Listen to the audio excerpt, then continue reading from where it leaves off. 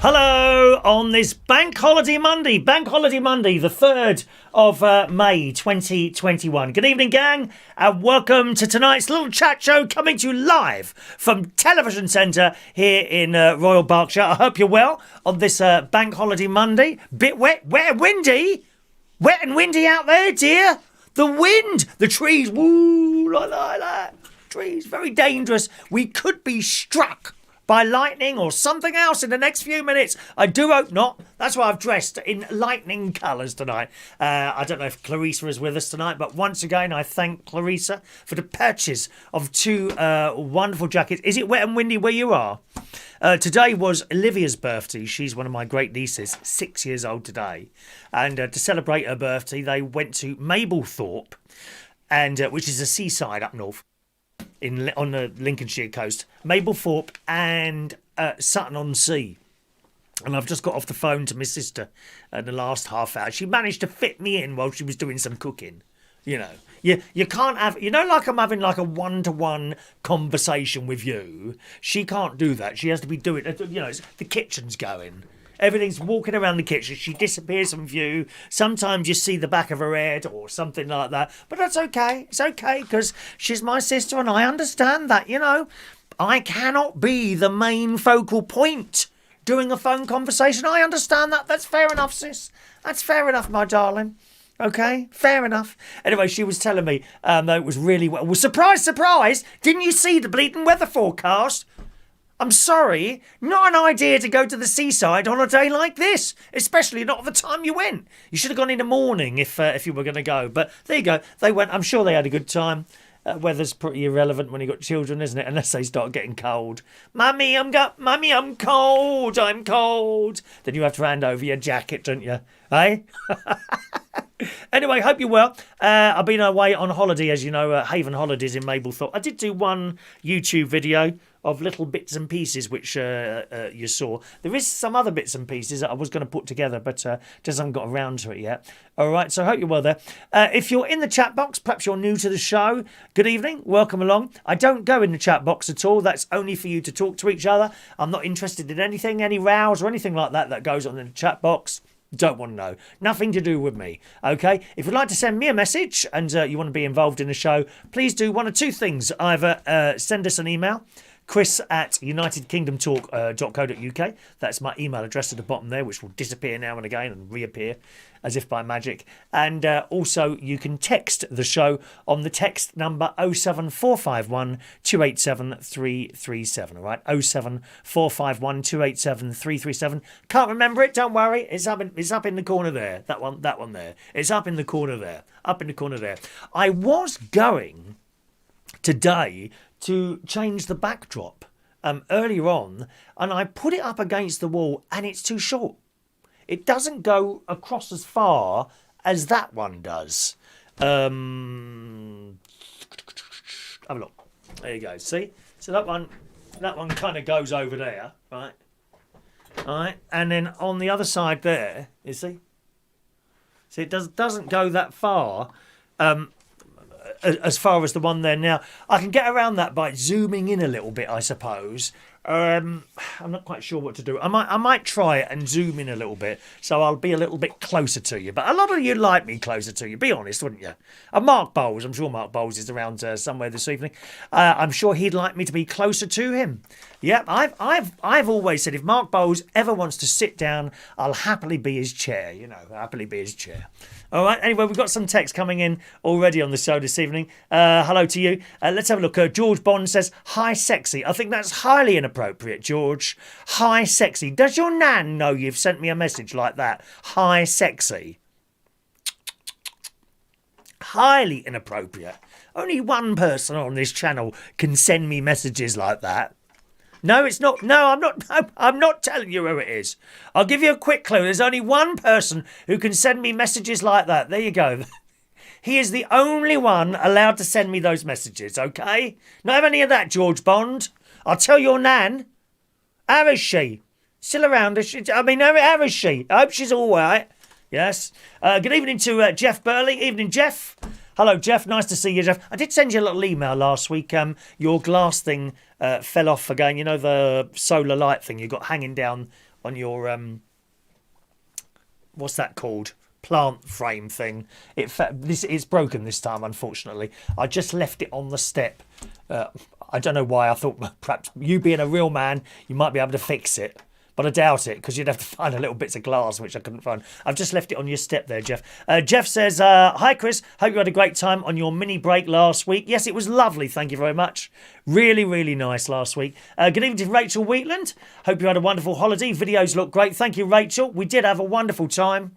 You always do with children, don't you? Always have a wonderful time with children. Hello, there she is. Mark Bowles. He's not she. Believe me, he's not she. Mark Bowles is in the house. Good evening, Mark, who says, good evening, flower pot. I've got a flower pot here somewhere.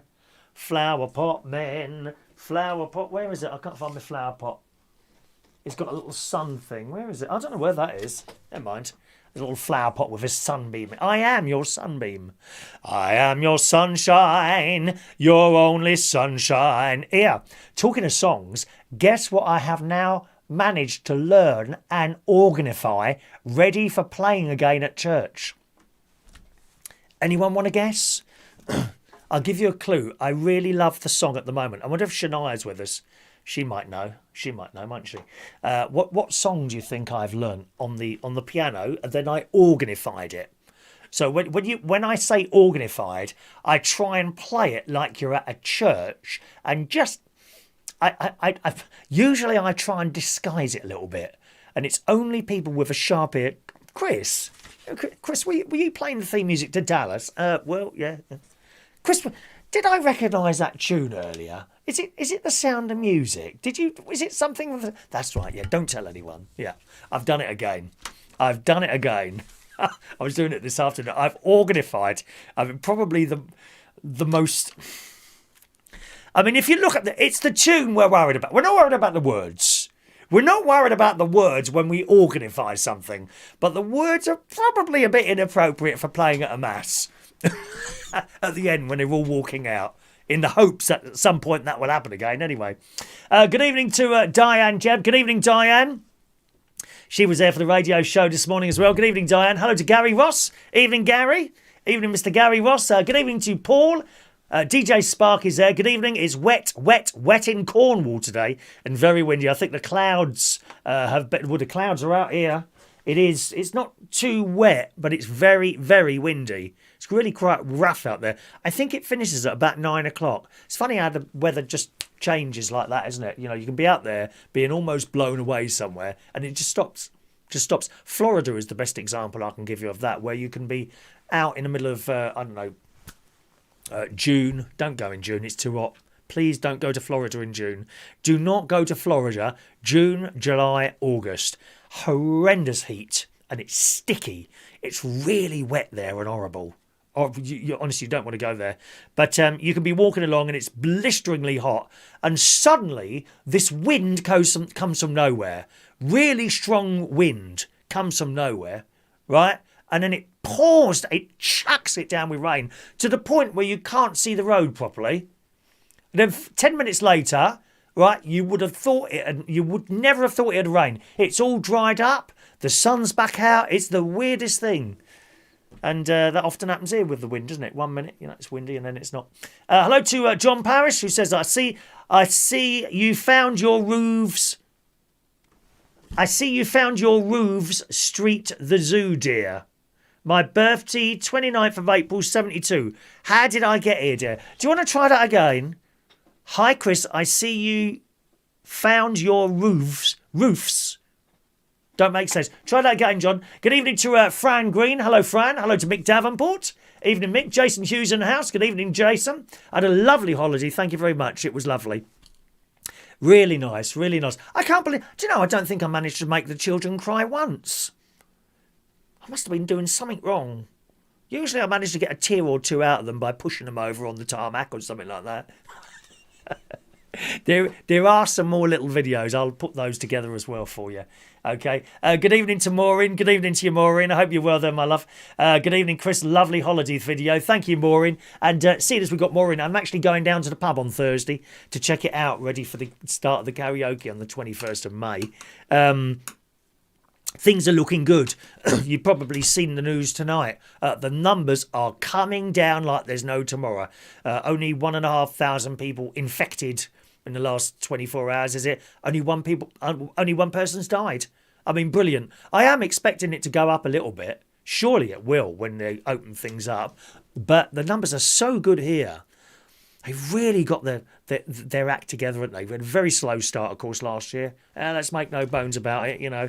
Old Boris, he was very slow in acting, wasn't he? But honestly, I can't believe how well that vaccination thing's going there. Sorry, someone's just texted there. I don't know who it is. Do you want to put your name up there and then we know who you are? Your number finishes 63. Someone about missing bingo. Someone finishing 6-3, but I don't know who you are. Do you want to put your name there? And I'll put it there, okay? Good evening to Tony King. Evening to you. Hello, Tony. Just give me the light. No, it's not that one. It's not that one, Mark. Just give me the light. That would be really easy to play, actually. Just give me the light. No, it's not just give me the light. That's not the one. That's not the one, Mark. But if you want me to learn that specifically for you, I will be happy to do that. I'd happily have you pounding, have the bass pounding away, you know, while that music's on, while we're dancing together slowly and Tina's in the corner crying her eyes out. Bye, Tina. Bye, love.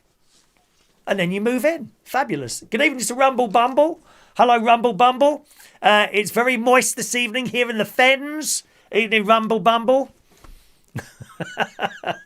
Hello to Christina Hunt. It's the end of this month. I will be having her last COVID jab. Oh, mine's earlier. One moment, please. Let me refer to my very, very busy diary. Look at this. Busy. We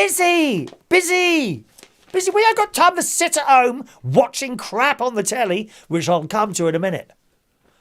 Someone said to me the other, it was this morning. Someone said to me this morning, isn't there a lot of game shows on Saturday night? And I'm like, is there? And we went into it was Danny Davis, actually. We went into this whole discussion about game shows. Then I looked at the schedule. I can't believe it. Anyway, we'll come on to that throughout the course of the show. My next COVID injection is Tuesday, not tomorrow, next week. So that's the 11th in the morning. So that's my second anti-coronavirus injection is next Tuesday, the 11th. So I've got my second one before you. I literally got a text on the last day of my holiday. Please book your things. I was straight on there. You couldn't get in the next week like this week though. No, next week, 2 weeks away. Oh well. Shania says, I want to hear the music. Oh, I can't. I can't do it now. I haven't recorded it yet, Shania. See if anyone guesses what one I've learned. And can you believe, Shania, it's in C major. It's in C. Couldn't believe it. This particular person, I'll give you a clue. This particular person played a live version of their song on TikTok yesterday. The person sat, not girl or boy, they sat at the piano playing it. And I was quite impressed because I didn't know this person could play the piano. So there we are. Anyone guessed it yet? John Parrish says, found your roots, I mean. It's my age, dear. Oh, okay. Hi, Chris. I see you found your roots at the zoo, dear. My birthday. What, in the monkey cage? Do you know what was the best part of the holiday? The best part of the holiday, we were going around the zoo. My nephew, his wife, Stacey, and the 3 children, Harry, Olivia and Evie were going around the zoo. My sister was there as well, and Martin as well. We're going around the zoo. And we came to these various different animals, and I'm having a little chat. And Evie was standing next to me. We got to the pigs.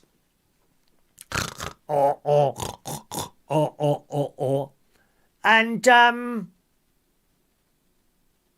now, what was it she said? It was such a nice thing to say.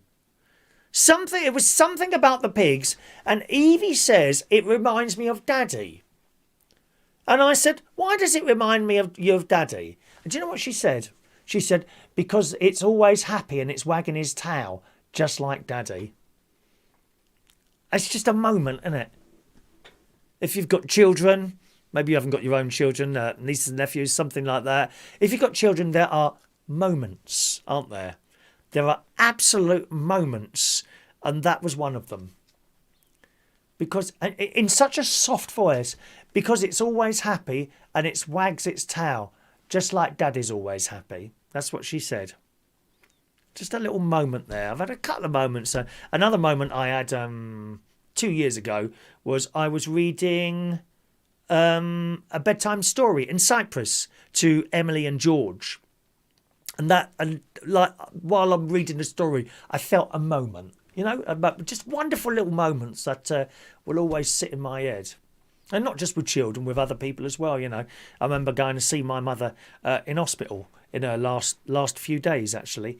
And I come round the corner quietly and she looked over.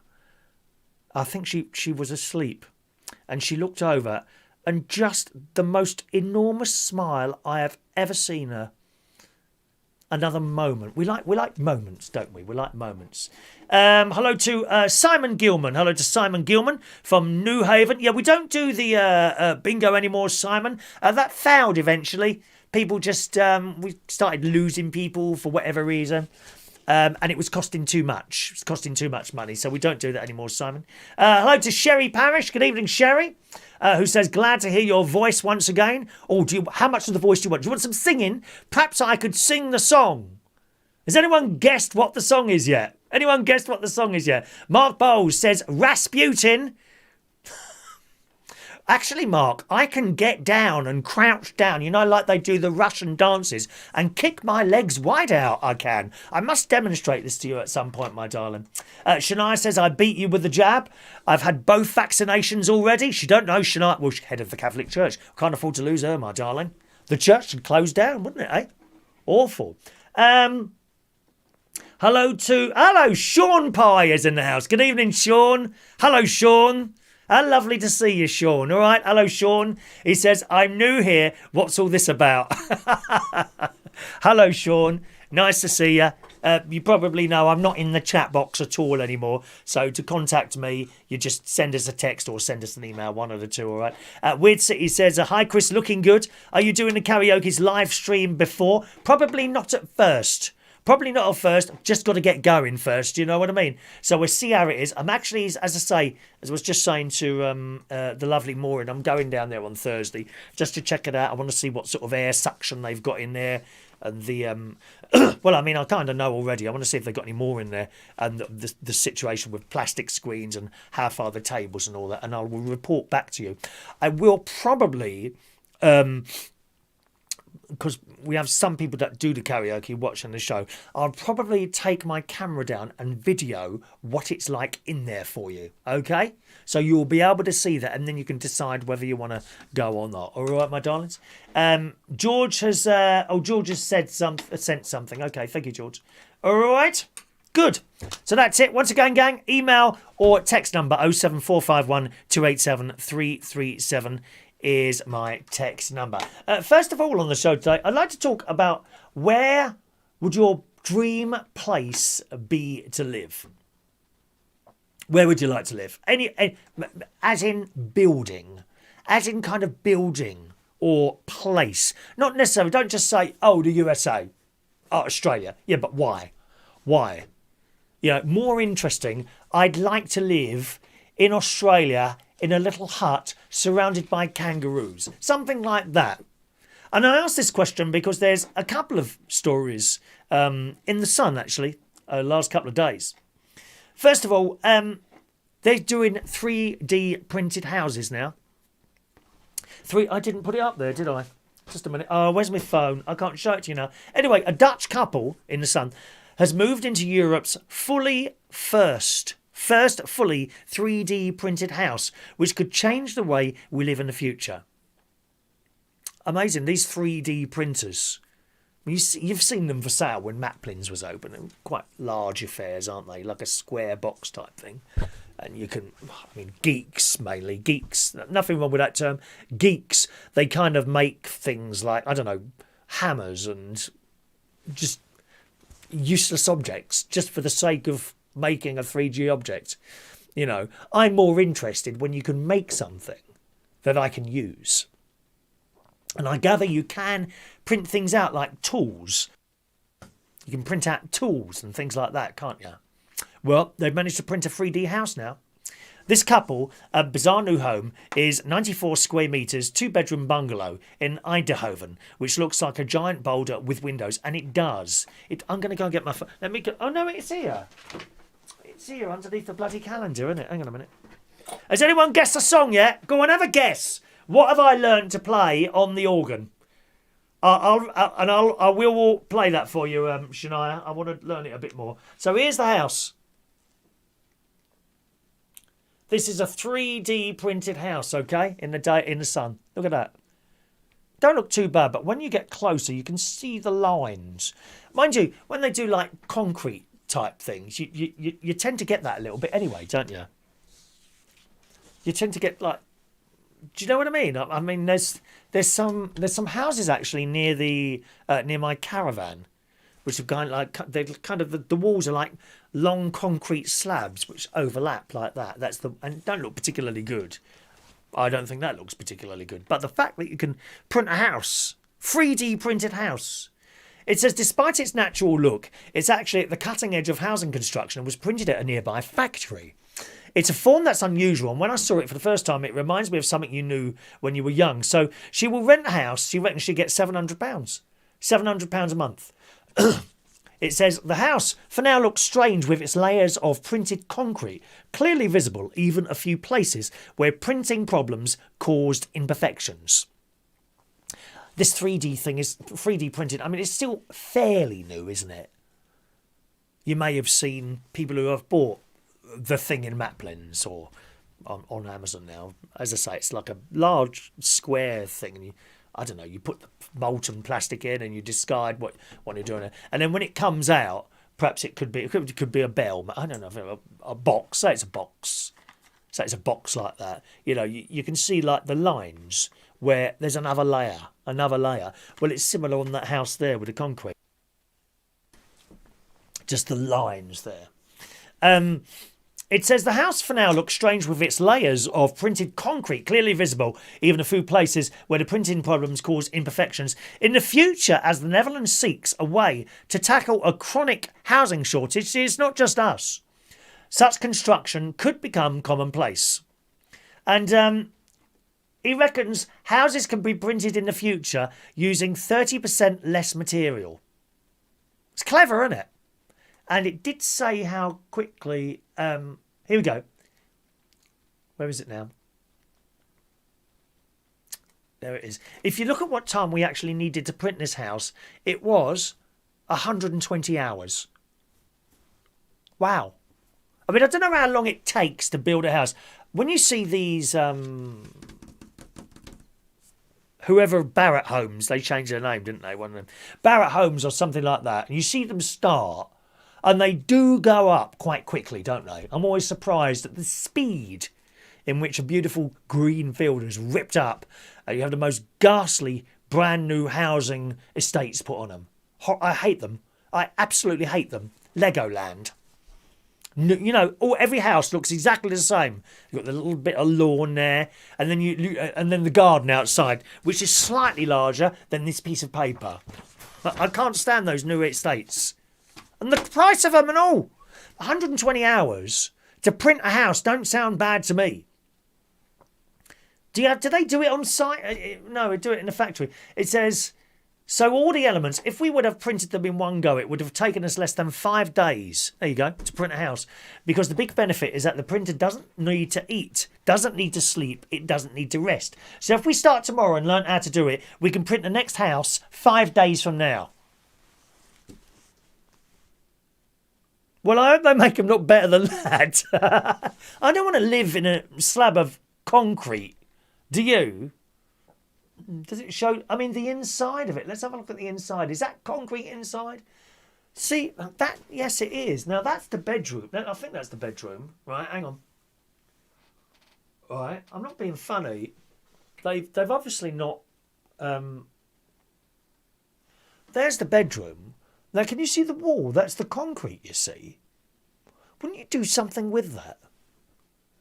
I don't know. I mean, I suppose afterwards you could get a plasterer in, can't you? Aren't they clever? I think they're amazingly clever plasterers. They put that stuff on the thing, and it's as smooth as my face. as smooth as Mark Bowles' face. It really is. Look at that, eh? It says the printed walls are hollow and filled with insulation material. So they probably shoved that. Oh, that's nasty stuff. Is it fiberglass? I hate that stuff. Nasty, nasty stuff that, isn't it? Fiberglass. It ensures it's strong enough to build, but also wet enough so the layers stick together. Oh, what are they talking about? That's something else there. Oh, the process uses concrete with the consistency of toothpaste, apparently. Wow. Well, that is very clever. Now, would you want to live in one of those? Would you like to live somewhere like that? Eh? What do you reckon? Tell me, 07451287337. We'll open a phone line in a moment as well, okay? Well, maybe not in a concrete house then. What about a houseboat? Now, I've known a couple of people live on houseboats, and they loved it. I don't know how cheap it is to live on a houseboat. Remember, you've got the maintenance of the boat as well. You've got to keep painting the damn thing. Is that an annual thing? I don't know. Anyone who's maybe lived on a houseboat or knows someone have diesel heaters, don't they? Which are very efficient, those diesel heaters. Can be a bit noisy. It was Stephen Murray suggested I get a diesel heater for my caravan, actually. Anyway, The Sun. A couple bought a £23,000 narrow boat to be able to move in together, and they now live mortgage-free while saving for a house. £23,000.